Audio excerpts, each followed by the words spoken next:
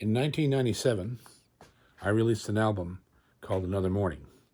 Then directly after that came an album called Heart and Soul, a fiddle album. And then another vocal album, Now That the Work Is Done.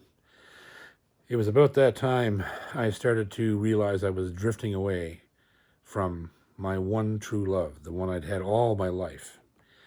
I want to welcome you tonight to a very, very special live performance here on YouTube on our JP Cormier channel, live from Ginger's Barn, the Primary Color concert.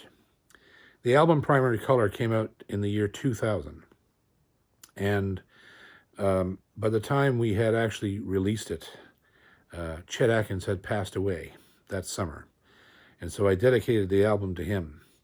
And before that, I was being told by a lot of people, as you would be in this business, that nobody wanted to hear guitar albums, and it was a waste of time to make one. And they'd rather hear me sing, or they'd rather hear me play the fiddle, or they'd rather hear me do this and that. Guitar albums were just not a popular item. I disagreed with them, and I made this record, and it became one of my favorite albums I've ever done. And unfortunately, really the only guitar album I ever made. So it came out in that summer of 2001, I believe, and it sold 10,000 copies in the first week. So we had a winner on our hands, and it's been a popular album of mine ever since. And the reason I believe that people love it so much is because I love it that much, because it's about guitar. Guitar is the greatest thing that ever happened in my life. And if you watch any of our other programs on here, Life and Music, String Theory, this is obvious that I love that instrument more than anything else in the world. And tonight we'll feature that and feature the album in order, the way it was recorded. And we're going to have a lot of fun.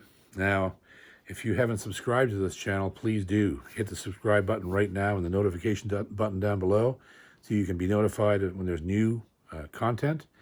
And if you'd like to donate to the tip jar tonight for this concert, you're more than welcome to go to jpcormier38@gmail.com for e-transfers, or hit the PayPal tip jar, which is paypal.me/jpcormiermusic. I want to thank everyone thus far on this journey through this pandemic for supporting us this much, and we're having so much fun creating this content for you. And this album, I've been waiting for this one, not only because it's going to be one of the most challenging things I've ever done, to go back 20 years later and try to play all this stuff that I played when I was young and crazy, and to present it as as a live performance. So we are going to have some backing tracks from the studio, so I'm not playing by myself, and there might be some guests show up. I don't know. Anyhow, you'll see them probably throughout the night.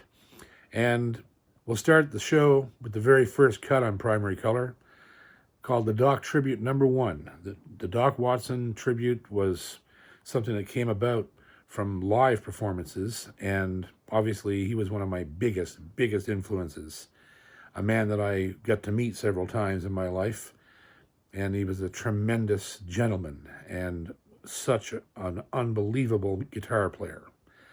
And another thing about Primary Color that I loved, and I still love to this day, and I never did it since, every single cut that occurs on that album, in the liner notes, you could read all about where the tunes came from, but also what guitar I was playing. And so tonight, we're going to use 14 different guitars on the 14 cuts, and I'm going to tell you what they are. The instrument that's being used on the Doc Tribute No. 1 is the Recording King RD328, a guitar that I just came into recently, and a tremendous company out of California, and that's what's being played. So sit back and enjoy this, and let's have a great night tonight, and take a look at an album that was made 20 years ago, and it still stands as one of my favorite things I've ever done, just solely because of the love of the instrument. The Doc Tribute No. 1.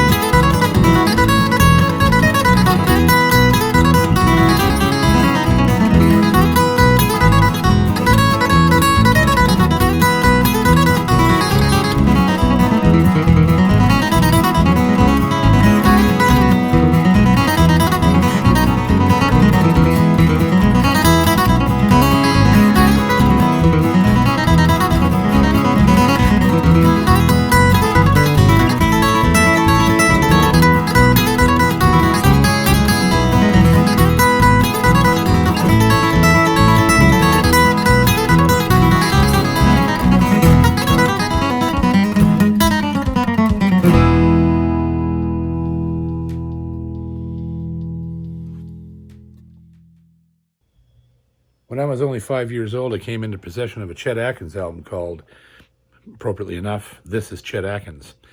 And on that record, there was a tune called Blue Angel. It captivated me. I had no idea how it was being done. Later on, of course, I figured out that Chet was playing it the way he played everything, with his thumb and his fingers. But I was young, didn't know the difference. By the time I was 9 years old, I had rendered a version of this tune played with a flat pick. It subsequently became probably the hardest piece of music that I really know how to play without, well, hurting myself.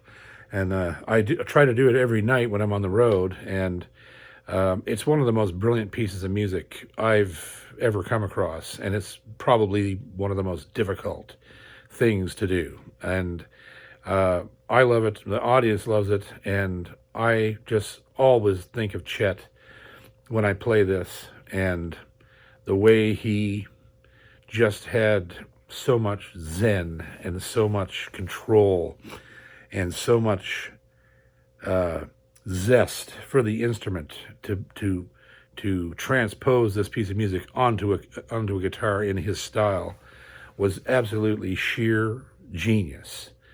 And so I thank Chet for that contribution to the guitar world.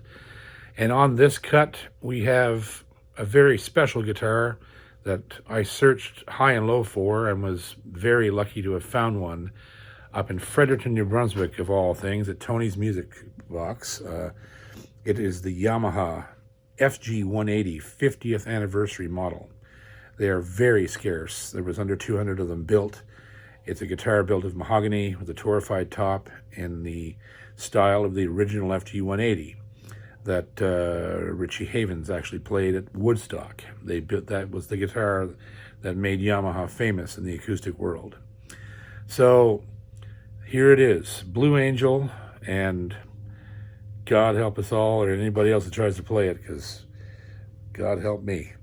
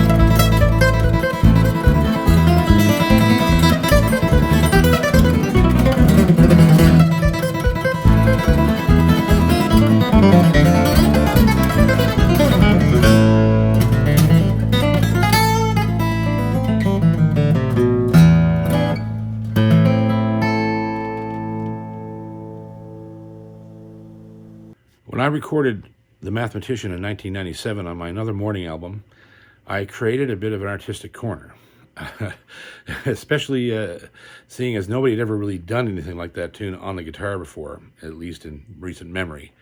And it became so popular, it became my signature instrumental. Everywhere we went, I was asked to play that tune.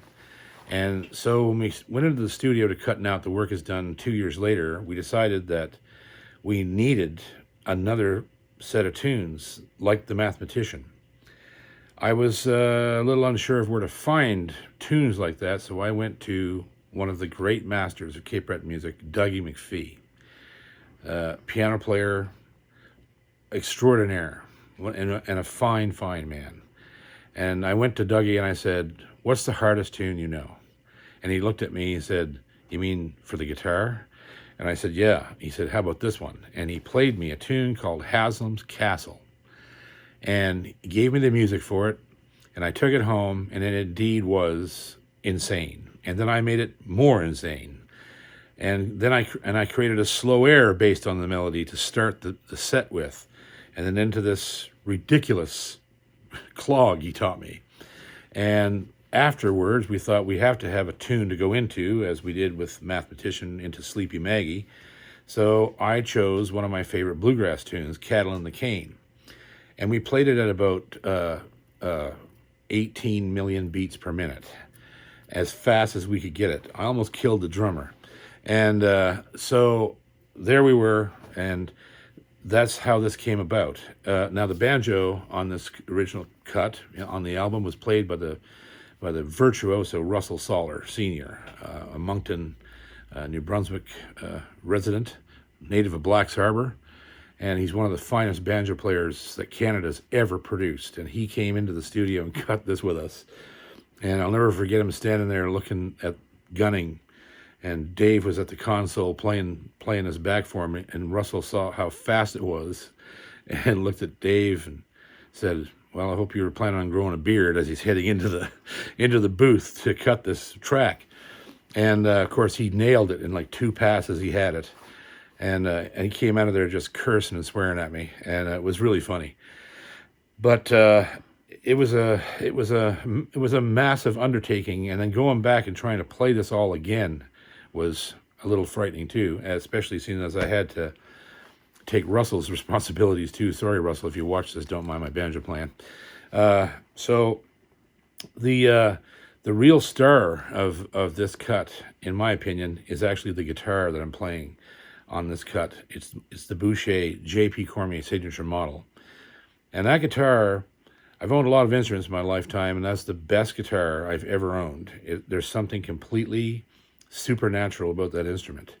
Not only the way it sounds, as you'll hear in this performance, but the way it plays so easily and just seems to do whatever you want it to do. And I probably couldn't have made it through this cut at all if I hadn't had that guitar at hand. So another interesting tidbit about this set was that we named it because it was combined Haslam's Castle and Cattle in the Cane. I called the medley Haslam's Cattle.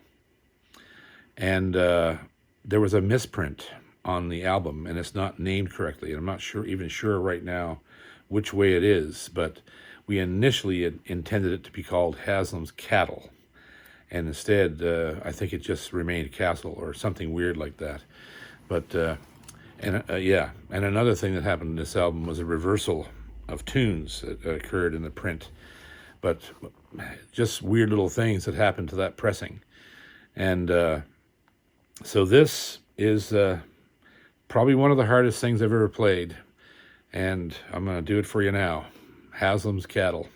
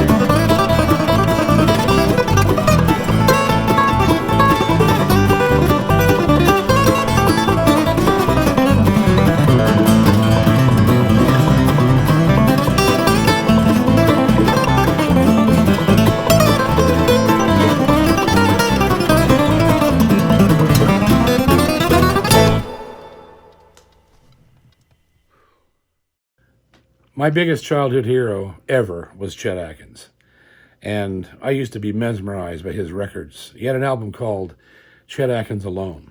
And I listened to that album back to front, both sides, probably 5,000 times when I was a kid, nonstop with the headphones. And I was just amazed by the way he always sounded like there was more than one guitar player, even though he was all by himself. There was no band, there was no effects, no overdubs, no tricks. He just sat there with a guitar and created a whole world just with his two hands. And this was a tune on that record, and it was called, he called it the Hawaiian Slack Key.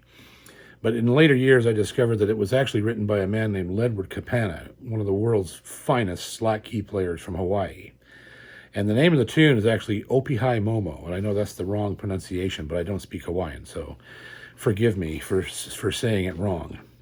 And it made it on to Primary Color, obviously, because it was one of my favorite Chet tunes, and demonstrated that magic that Chet had, and that I took from my own. I've tried all my life to play like him, and this is one of those tunes that every time I pick it up and run my hands across the melody, I think of Chet, and I think of how he must have felt sitting in that big studio room at RCA cutting this all by himself, and whether he was, it makes you wonder if he knew how amazing he really was. I don't believe he actually did. I met him several times, didn't seem to be that impressed with himself. So here's to you, Chet. And the guitar we use on this is an interesting little beast. It's a Yamaha Storia. It's a model of guitar that Yamaha came out with a few years ago for beginners to be able to get a good guitar for a cheap price. And they're very cheap, $200. And I've had this one for quite a while, and I just like it, so I kept it, and it's a great little guitar. And so here's to you, Chet, and Ledward Kapana, also one of my heroes now that I discovered him through this tune, mind you. I love that guy. He's a genius. The Hawaiian Slack Key, or Opihai Momo, however you want to pronounce that. I'm doing it wrong. Sorry, Ledward.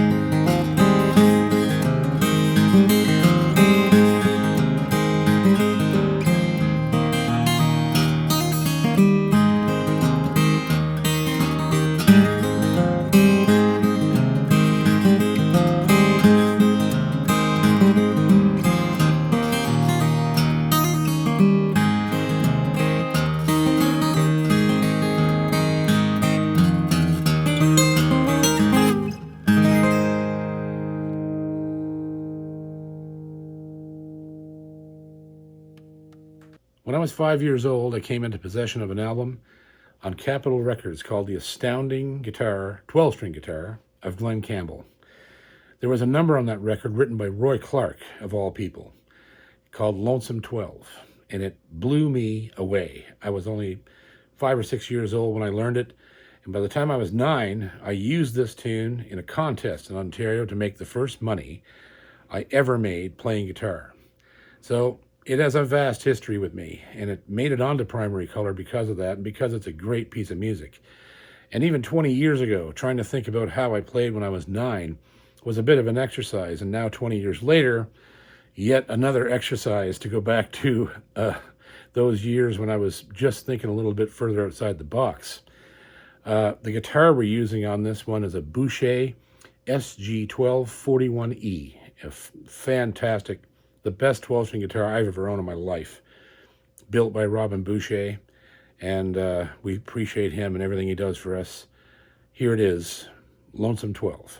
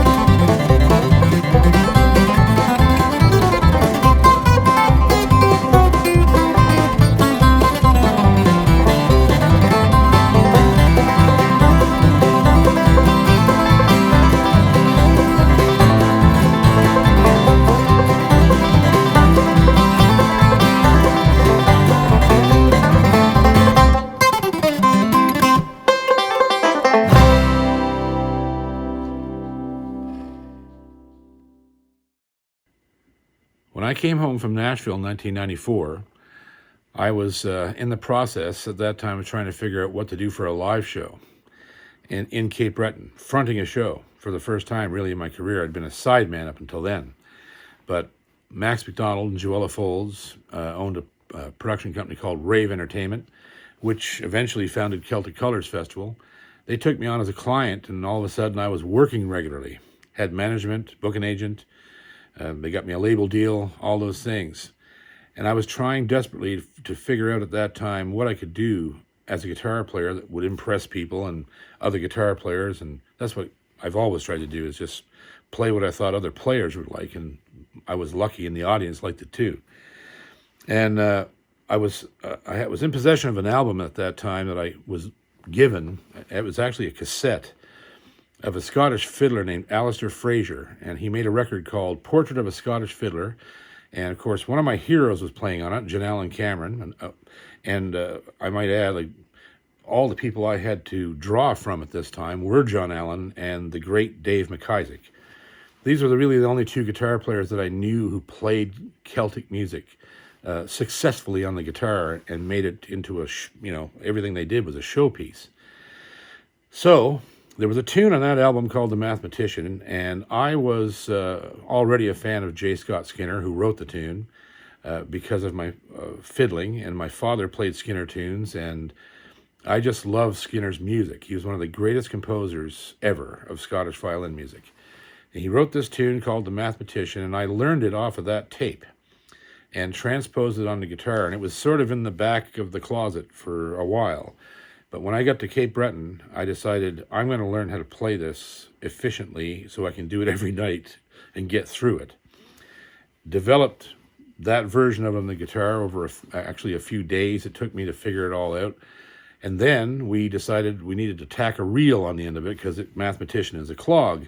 So we took Sleepy Maggie, which I had got some ideas from La Boutine Souriante. They had recorded a version of it, or Jenny's Chickens, or whatever they want to call it.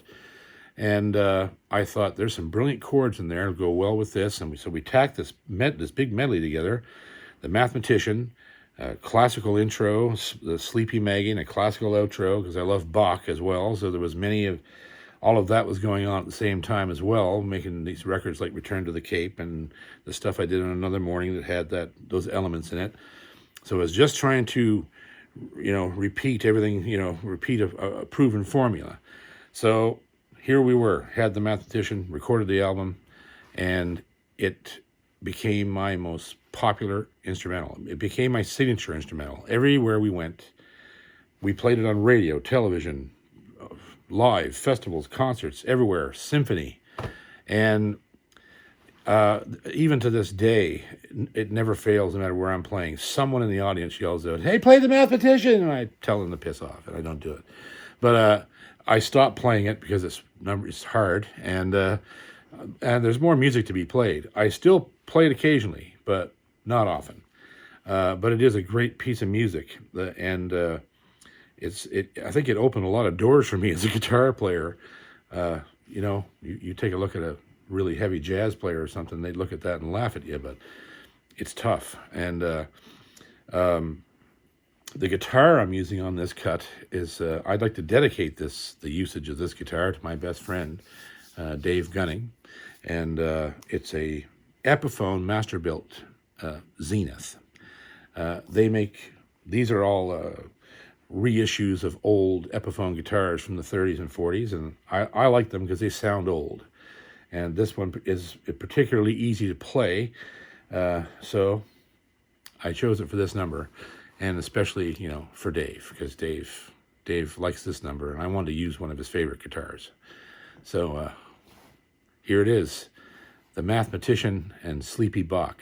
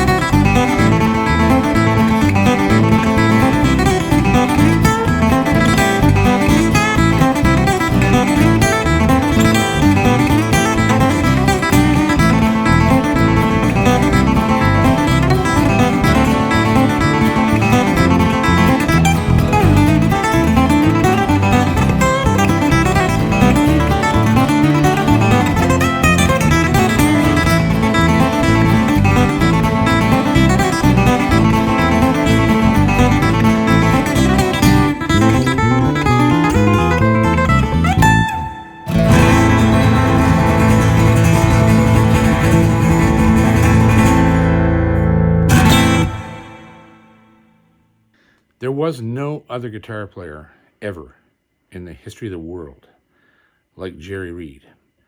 Jerry did things on the guitar that no one had ever considered before. He didn't actually play the guitar like a guitar player. He played it like a stride piano player. And he just had the most incredible physical ability on the instrument. Played everything he did basically on a gut string, which was a miracle as well, some of the things that he did. And his playing came into my life really early, right alongside Chet. And I was just as blown away by Jerry Reed as Chet Atkins was. You could see it in Chet's face when they played together, the amazement and just the sheer abandonment that Reed played with all the time.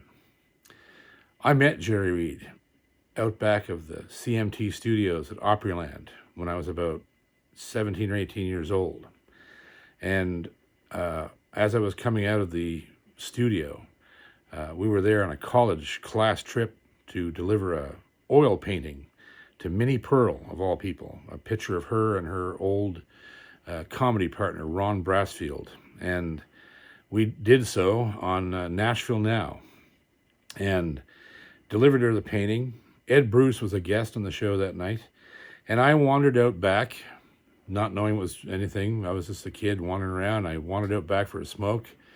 And as I was standing there, I looked out across the corner of the building and I saw Jerry Reed walk out with a guitar in his hand.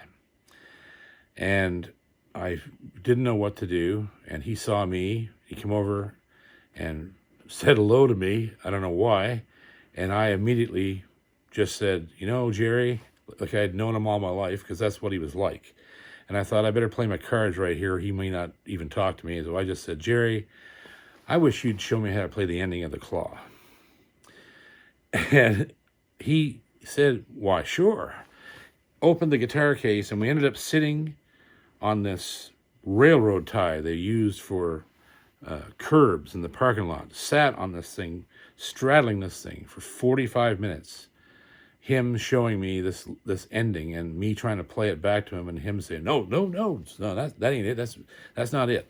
And just never lost patience. And when he felt I had it, which I didn't, he said, well, there you go. So I gotta catch a cab over to so-and-so, and I never saw the man again. But that moment was incredible. I'll never forget it.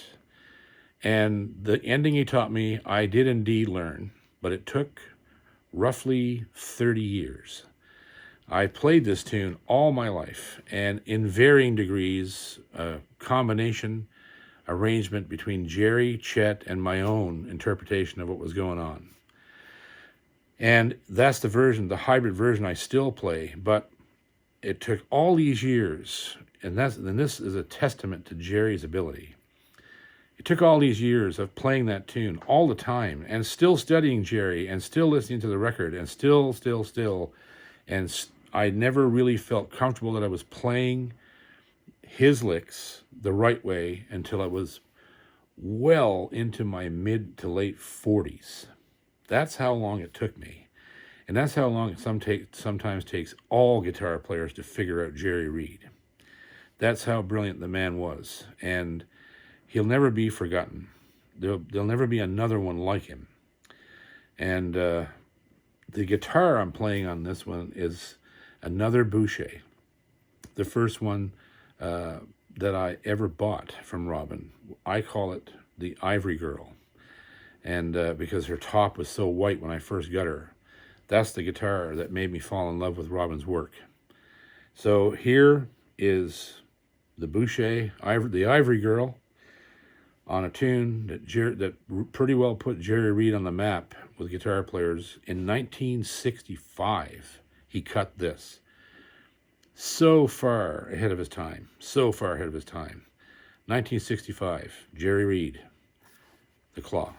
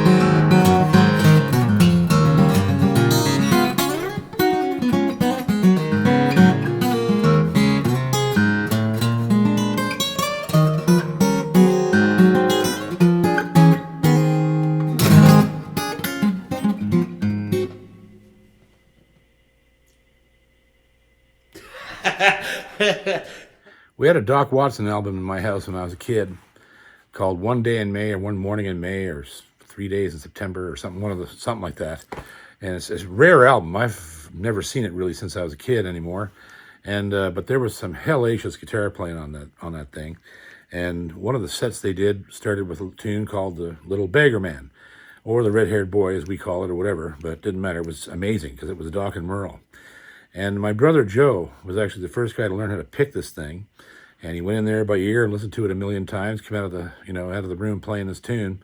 And so I learned it from Joe, and then the rest is history. So when we started to make this record, Primary Color, years ago, I really wanted Doc well represented.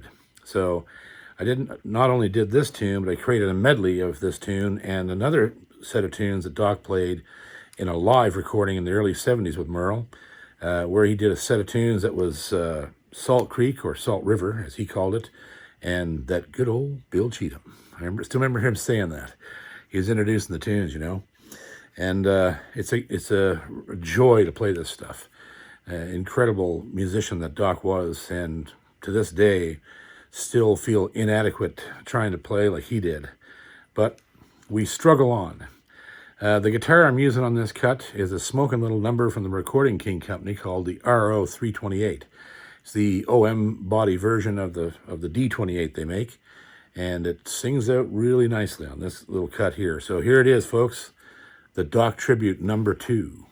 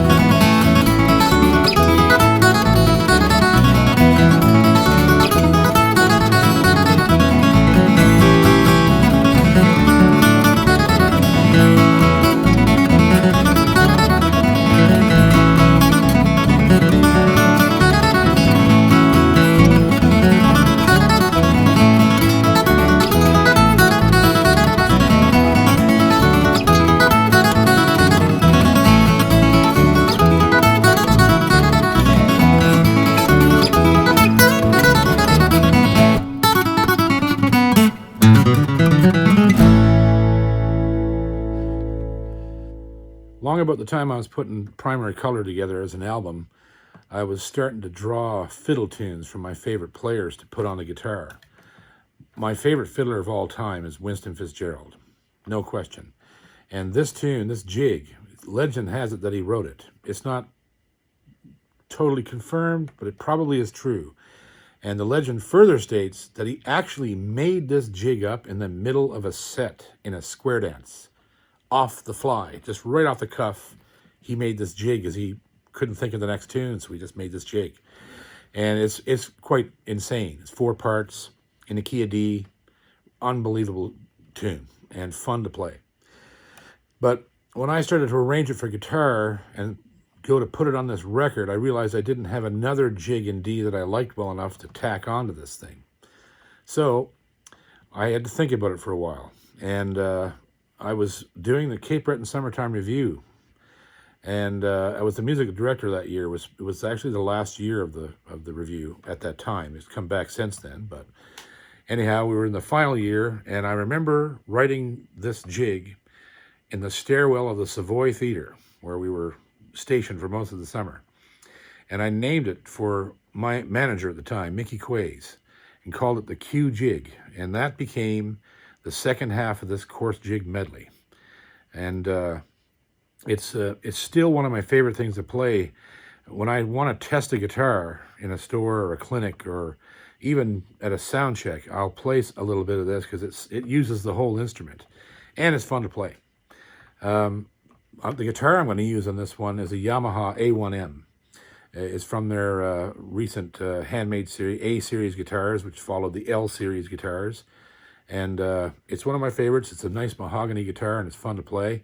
And here we go. This is the coarse jig set. The coarse jig, the Q jig. Put them both together. What do you have? The coarse jig set. Here it is.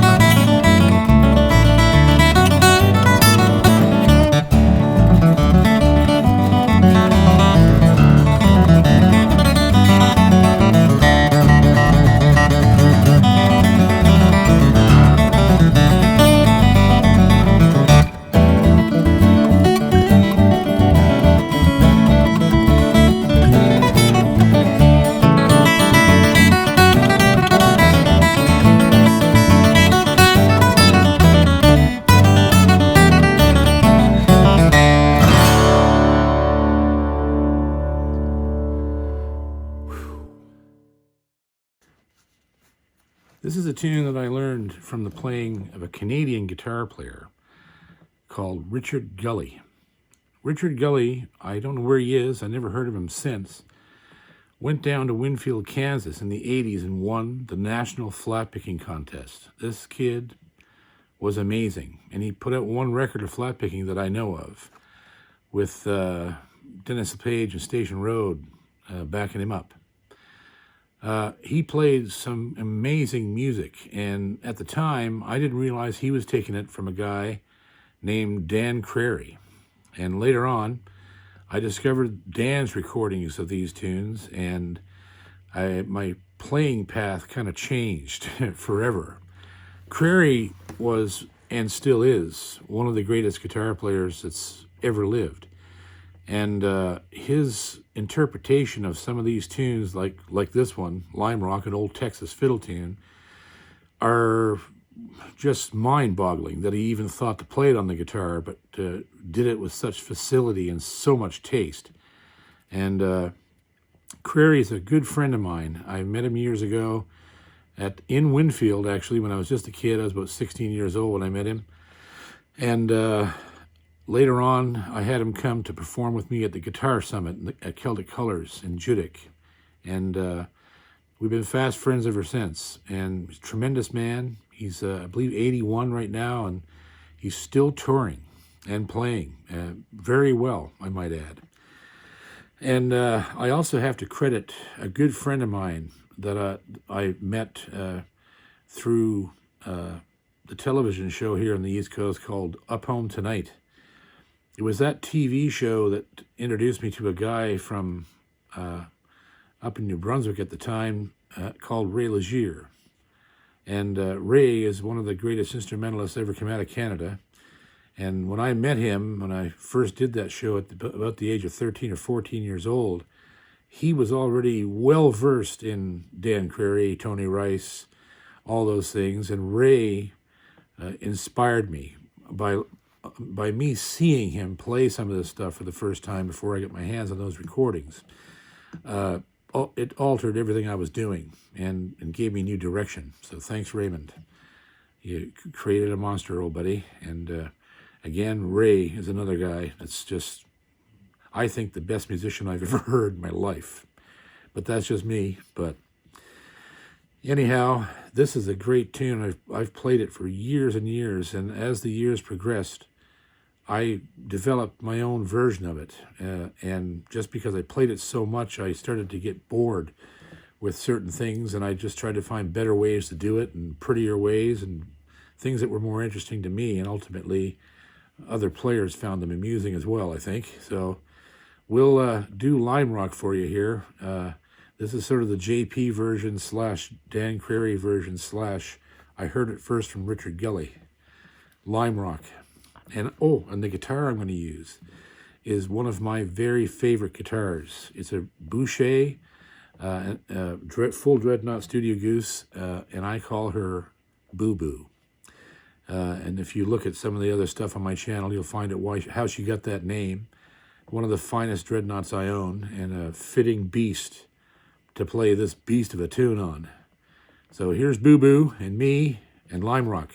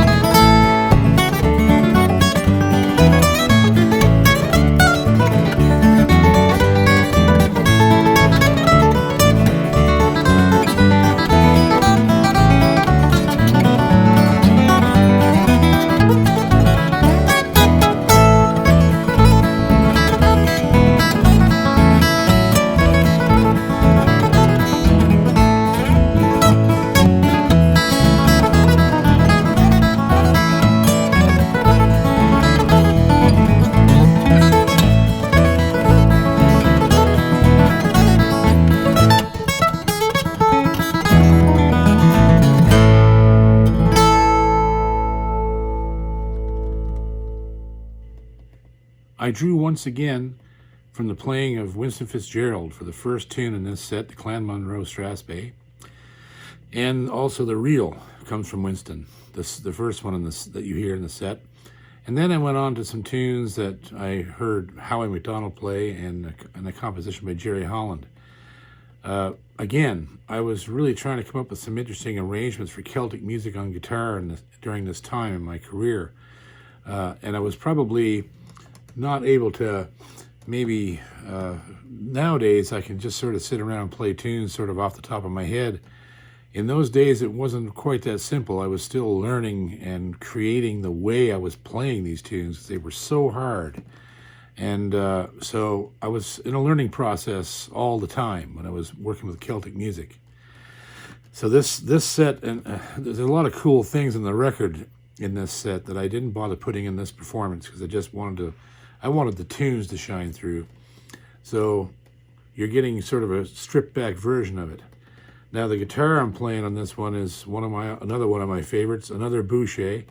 This is a custom-made Boucher Jumbo, maple back and sides, torrefied top, and I call her the Enola Gay because she always drops the bomb.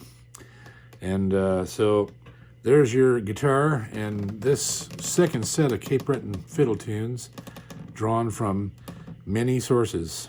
The Cape Breton set, number 2.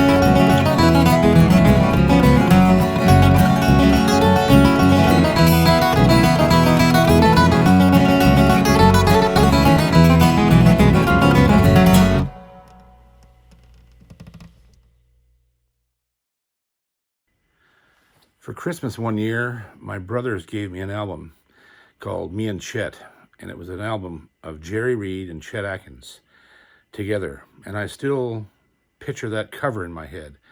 They were in a canoe paddling along, and I noticed how Chet had got one of his pant legs soaking wet holding his paddle there. And they looked in this canoe like they were just full of the devil. And that album was incredible. Probably one of the greatest guitar albums ever made. There's no question that the music on that record is unmatched even to this day. The tune on the first side, the first cut of the first side, was written by J.R. Hubbard, also known as Jerry Reed, and it was called, appropriately enough, Jerry's Breakdown. That tune has, over the last 40 years, become one of the touchstones of acoustic guitar, and not many people attempt to play it. But I tried to play it ever since I heard it, and it took a lifetime to get it even remotely close to what Jerry did. No one will ever do what Jerry did. And of course, Chet's solo on this was sheer brilliance. And so tonight, on this show, I'm going to perform both sides of the song. I'm going to be Jerry, and I'm going to be Chet, if I can. Here it is. And the guitar I'm using on this cut, the main one is a Cordoba, a gut string cutaway. And the other one, well, we'll tell you that later, you'll see. But here it is, without the canoe, Jerry's Breakdown.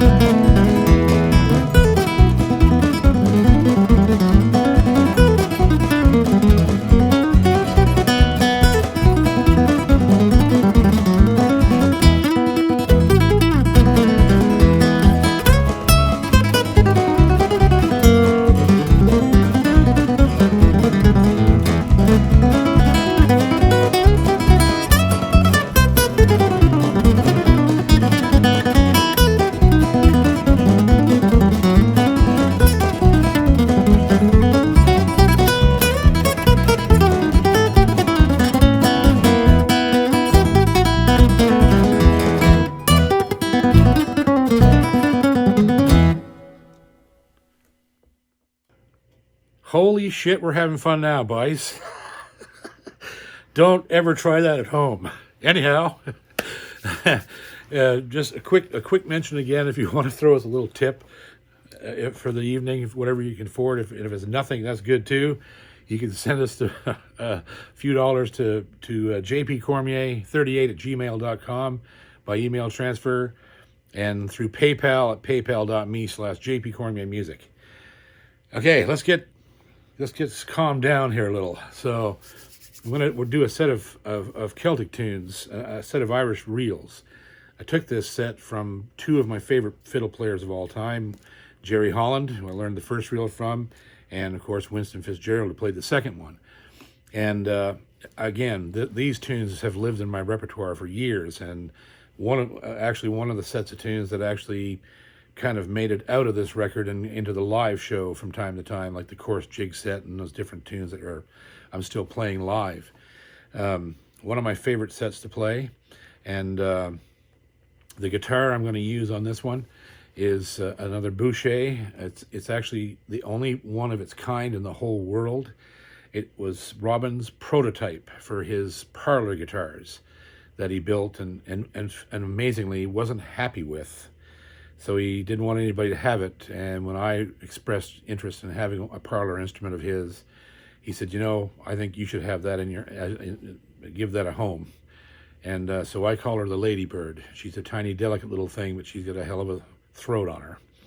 So here comes the Ladybird doing the Irish guitar set. Here we go.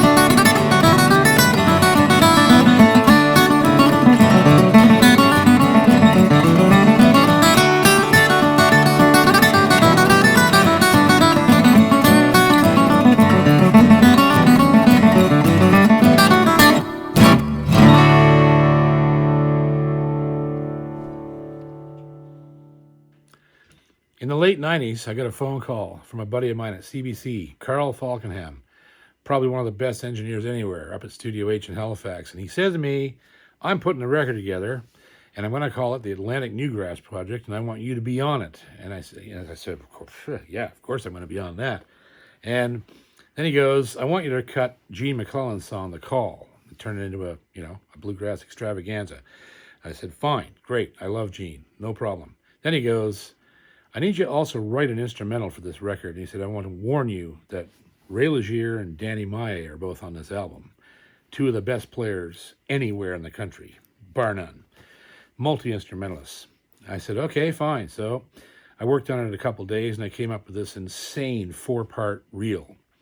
Now, along about the same time, we were cutting out The Work Is Done. Myself and Dave Gunning and Dave Burton, who three of us produced that album together and played on it, all that good stuff. We became totally addicted to Rolo candies during this session.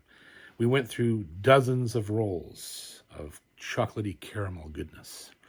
And so when I finish this reel, the only thing I can call this thing is the Rollo Boys reel.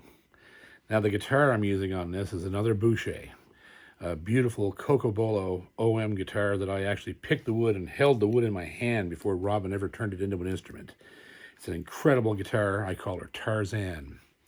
So here's Tarzan and the Rollo Boys reel.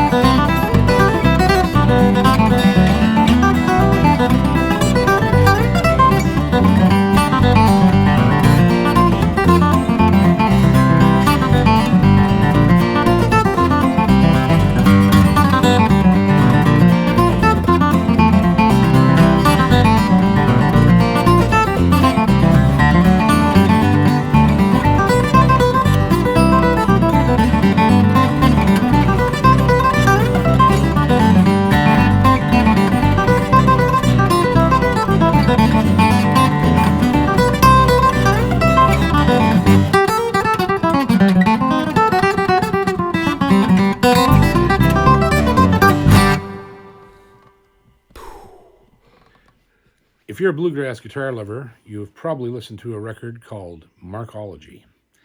And it was a guitar album put out by Mark O'Connor, who is probably best known as a fiddler. But the man is also an unbelievable guitarist, and he put this record out at the age of 16. And there's one tune he did on that album. There's many, but there's one that sticks in my head and a lot of players' heads. Is his version of the tune Dixie Breakdown. It's obvious when you listen to this and when you hear him now that he played all these solos on this cut on this record off the top of his head at the age of 16. It becomes an exercise in futility to try to ever ad-lib like that. But you can get some of his solos going pretty good, and they're as challenging as anything I've ever heard. And I just love the way he played this, so I lifted all of that stuff and tried to put it into my own hands as best I could, and it's been in my repertoire for years, and I love the tune. It's a super, super challenge, and this is to all the bluegrass pickers out there, the Dixie Breakdown. And the guitar we're going to use on this one is another Boucher, a triple O body, Heritage Goose, and I've had her for quite some time, and because she's so small but yells like a bear, I call her Yogi. So here's Yogi and me and the Dixie Breakdown.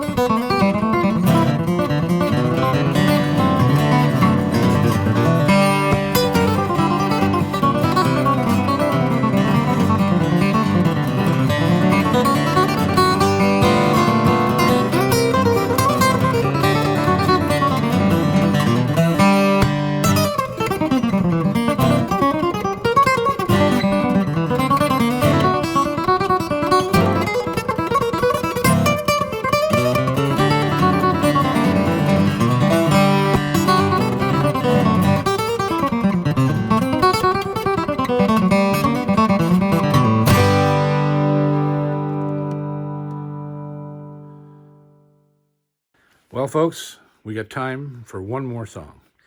And as is usual for most of my records, my instrumental records had one song and my song records had one instrumental. So there was one song on Primary Color, and of course, I picked a byproduct of two of the great masters of our time.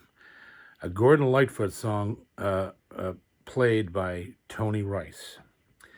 Now, of all you people out there who are Rice fans, you know what I'm talking about.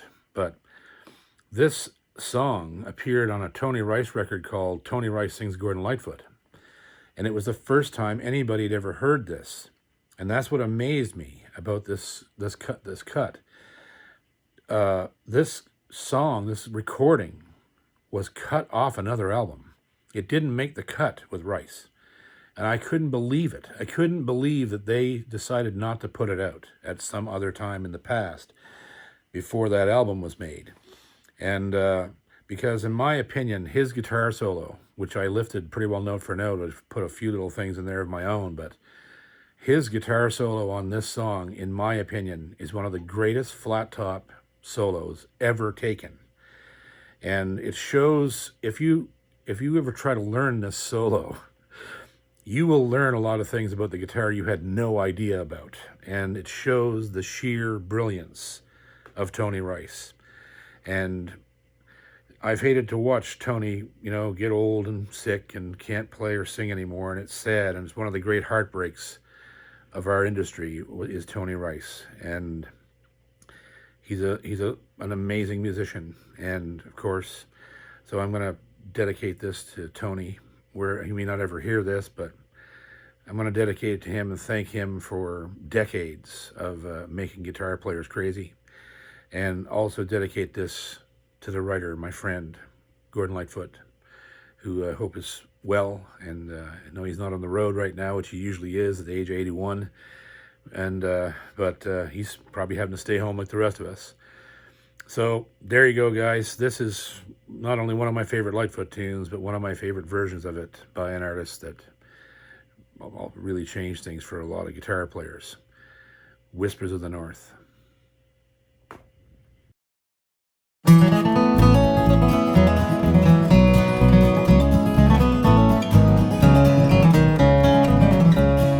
Whispers of the North, soon I will go forth to that wild and barren land where nature takes its course.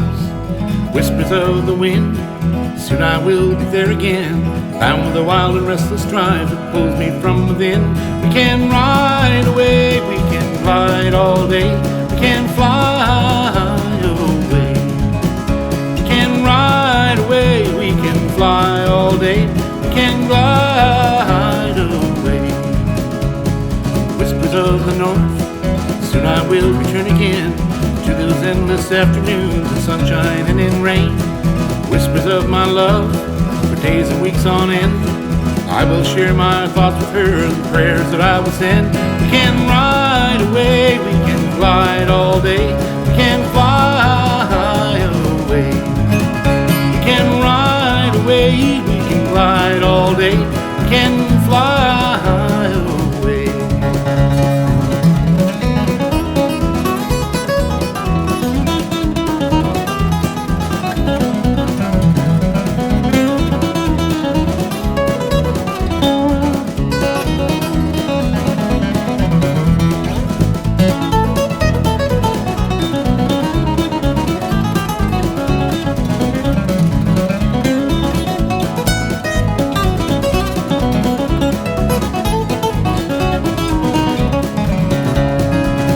Of the North, the river and the shore, in the land that tested Eskimos 10,000 years before. The whispers of my heart, in the tracks of animals, I will leave my footprints there to lie beneath the snow. We can ride away, we can glide all day, we can fly away. We can ride away, we can glide all day, we can fly away. Whispers of the wind, I will feel it sting, I will see it rise and fall, and I will hear it sing. The sound is like a song to me, it takes away the pain. The The river is the melody, the sky is the refrain. We can ride away, we can glide all day, we can fly away. We can ride away, we can glide all day, we can fly away. Whispers of the north, soon I will go forth. Whispers of the north, soon I will go forth.